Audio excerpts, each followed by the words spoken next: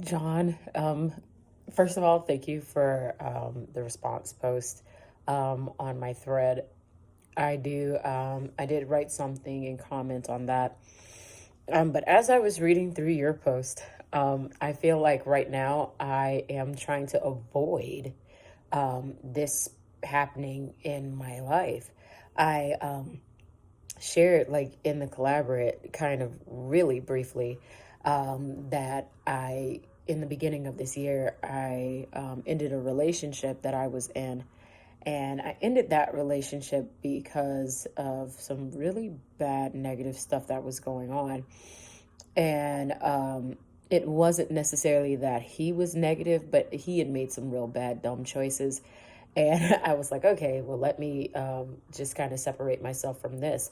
Um, and here we are in the 11th month, and he's reaching out. He wants to talk. He wants to see if we can work it out.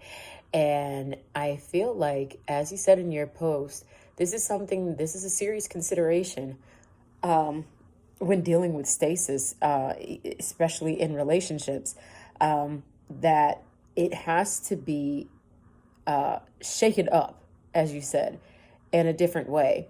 And I believe honestly that in relationships, especially, we try to, at least for me, I'll speak personally. At first, I was so gung ho on making it work that I ignored telltale signs and things of that nature. And then we actually ended and then got back together, found out some drama, and then we ended again. So as I saw the image that you posted up, it says, you know what can save your relationship? Breaking up and getting back together, breaking up and getting back together, repeat. I said, you know what? I'm not sure if that's something for my life, but it is something that it should be strongly looked at. The relationships that we have, even in our own personal systems, it could be a romantic relationship, it could be a familial relationship. It's important to stress, as it was said in the collaborate, that even though they may be family, even though you may love them being in your space may not be the best option or the best thing for you emotionally or to help you progress. I even had to make that tough decision with my sister, and I have six sisters.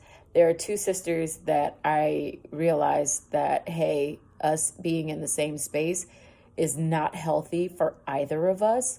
And I do love you, but I love you from where I'm at and from where you are. I think it is important to hone in on those areas of conflict, hone in on what is truly going on that is disrupting the peace and the system that individuals have in place. And when we start counseling, when we start having sessions with them to help them identify those stressors, those outside stressors that they didn't initially think were a stressor. I didn't think that my arguing continually with my sister was a stressor until I left the country for 2 weeks and I didn't argue with her. And when I came back, it was an argument, and I said, I can't live like this. We've got to do something different. So thank you so much for a wonderful image that spoke to me personally. And indeed, we do have to, as counselors, be ready to help clients navigate through those tough questions and through those tough decisions. Help them navigate through them, not to give them an answer or to tell them what to do, but to help them discover the solution for themselves. Thank you, John.